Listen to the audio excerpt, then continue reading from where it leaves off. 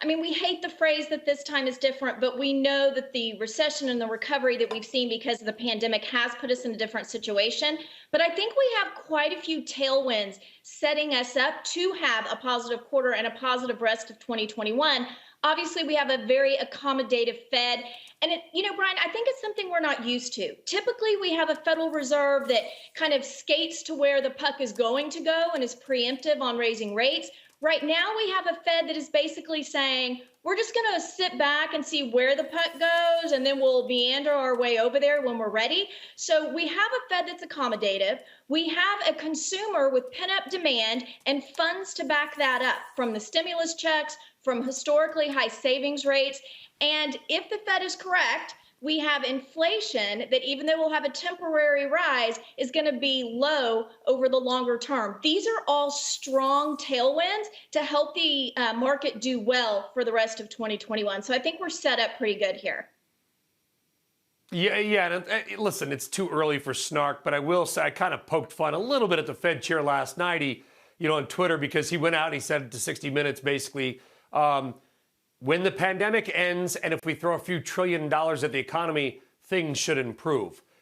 Not exactly sure that's breaking news there, but his point is well taken. He is exceptionally dovish. If there was something more dovish than a dove, that might be him. Should your clients and our viewers kind of feel comforted by the fact that it appears that our central banks, and many others, by the way, around the world, have zero intention of allowing anything financially negative to occur?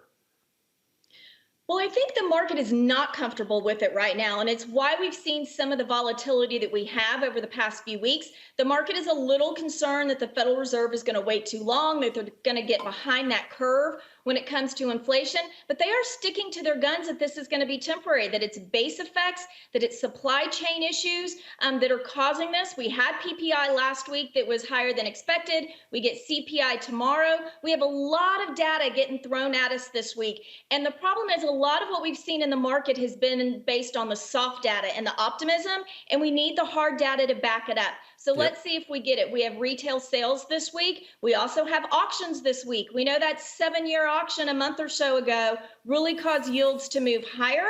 So we'll be watching the auctions closely this week to see what happens. But I do think the Fed has a pretty good grasp at this point in time, and again, sets us up well for the coming quarters.